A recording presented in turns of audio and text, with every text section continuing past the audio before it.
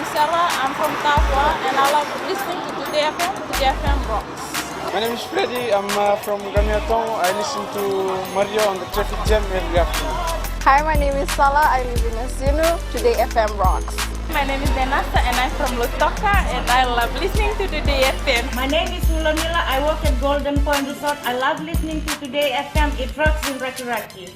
I'm Mary from Mandera. I love listening to Today FM. Today FM rocks.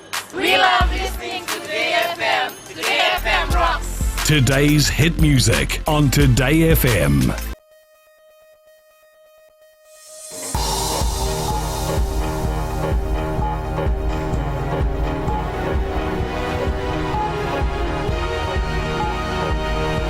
Good evening, this is FBC News. I'm Jackie Spate. In this bulletin, AG questions National Youth Council. European Union clears air on funding. And women graduate from feminist program.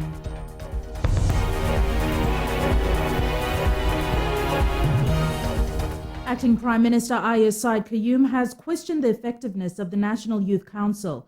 This comes after several complaints were received by government regarding the council. Ali Kimbia has more.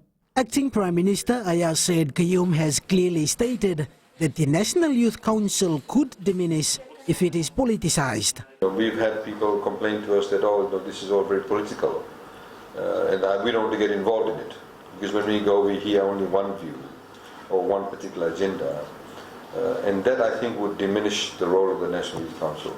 Said Qayyum says a review should be done as some youths are influencing the council with their own political agenda. We have seen that, for example, certain groups have really politicized the issue, where people are coming in because they are representatives of political parties, because they have a youth wing or something, so they get in. This is how they try and, have political influence.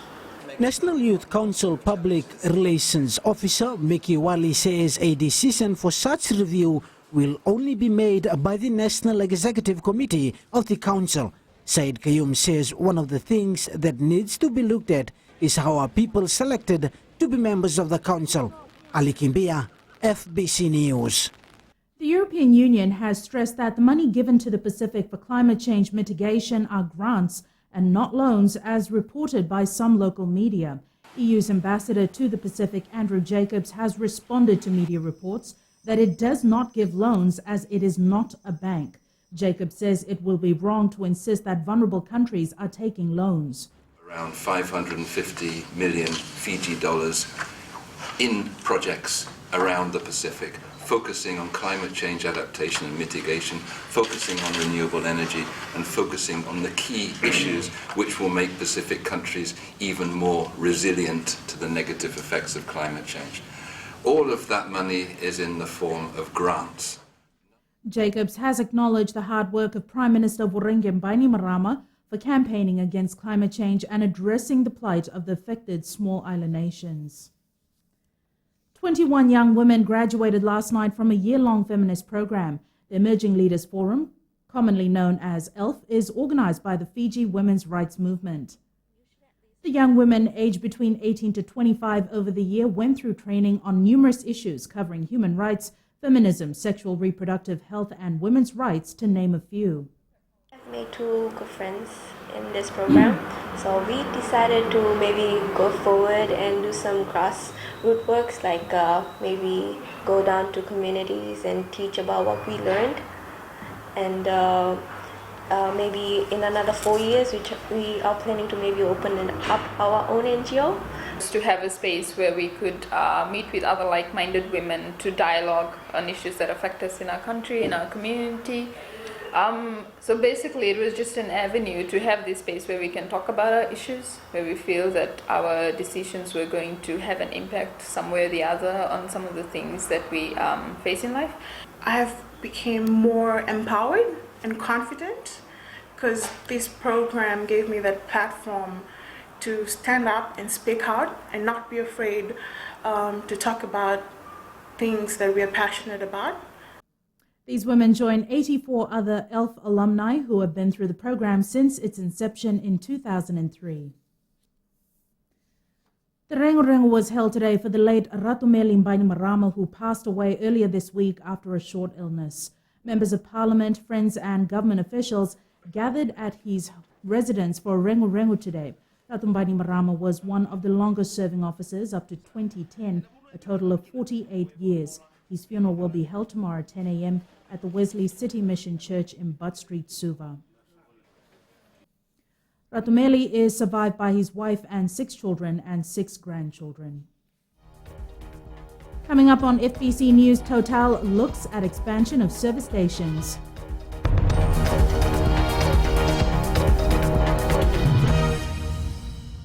मैं Nilgiri mother's club की रोहिणी कुमार हूँ और radio Fiji 2 की मैं बड़ी दीवानी हूँ।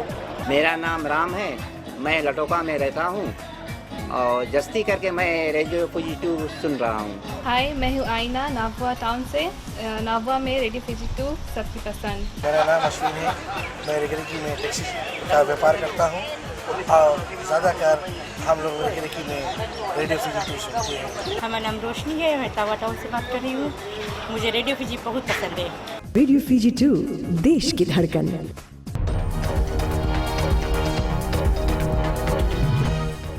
Total Fiji Limited is planning on expanding its reach with additional service stations scheduled to open soon. Managing Director of Total Fiji Limited, Martin McCarthy, says they currently have 35 stations in Fiji and would like to increase this. Today also marks Service Day for all Total branches across the country and the globe. 50 senior and executive staff from the head offices spent a few hours manning fuel pumps, cleaning window shields, checking the oil and getting a feel of what it feels like to be at the front line of service. Hopefully in January we'll get another one open in Sabu Sabu, and we're building some more. Latoka's getting a new shop, Lami's getting a new shop, so there's a lot of investment going on. An Indonesian showcase called Tale Indonesia was staged in the capital today to explore the wonders of Indonesia's culture. The showcase depicts the developing partnership between Indonesia and Fiji, which share many similar traditions. The 2 days of Tale Indonesia will feature entertainers and showcase Indonesian dance and music. Indonesian products such as food and batik materials are also on display. Traditional to modern dances, rituals, and ways of life, changing from island to island, bearing in mind that Indonesia consists of 3,466 large and small tropical islands. A call to action document will be submitted tonight to Fiji's roving ambassador to the Pacific, Litia Maui, as we mark the International Volunteer Day tomorrow. A group of volunteers, non-government and civil society organizations gathered in Suva this morning to prepare the document, which calls on the government ministries and the leaders to acknowledge the role of volunteers. National Volunteer Steering Committee Chairperson Neil Maharaj says volunteers are occasionally recognized for what they do.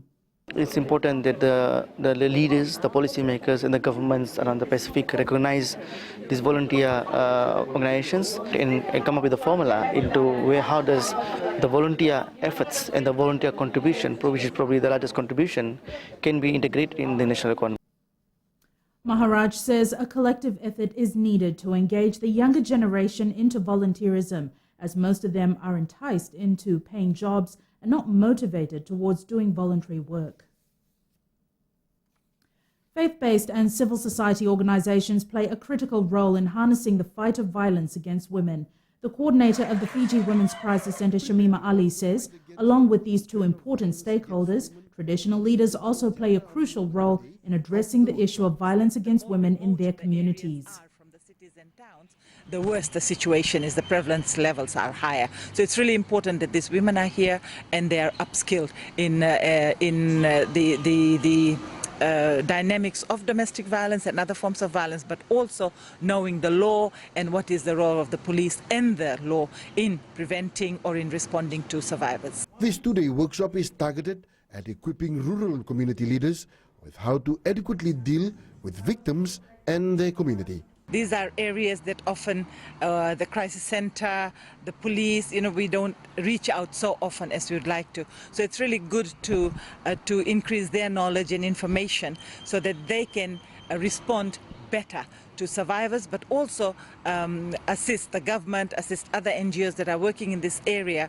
These ladies return home after this workshop ready to tackle the big bad world of violence against women in their communities. Madiun Balitamana, FBC News.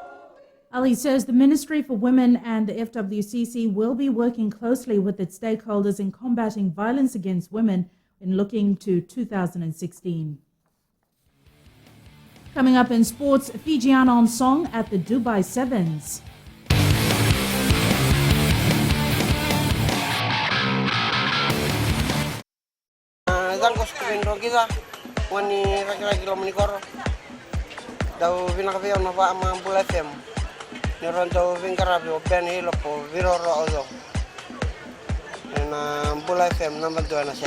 Iyo mbula bina tangu peli untuk taliten na porong mbula FM na bu. Enam bantuan jinangan mbula FM na usur. Mbula FM enam bantuan ser. Mbula sia buni ba ulambasa na da ko bila merikibi mbula FM enam bantuan ser talita itu ngai lambas. Mbula FM enam bantuan ser.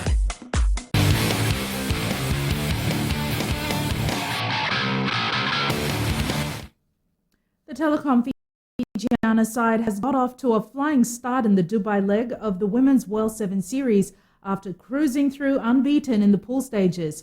First, the side recorded an upset 24-10 win over Canada before beating USA 24-19 and later defeating Ireland 27-10. The Fijiana will take on France in the Cup quarterfinals at 6:20 p.m. today. Russia also scored an upset win over series defending champions New Zealand to condemn the Kiwis to a quarterfinal clash against Australia. Meanwhile, the Vodafone Fiji men's side will take on Canada in the opening match of the Dubai Sevens at 6 p.m. The national side will face Japan at 9 p.m. before taking on Argentina at 3:28 a.m. tomorrow. You can watch the entire tournament live right here on FBC TV.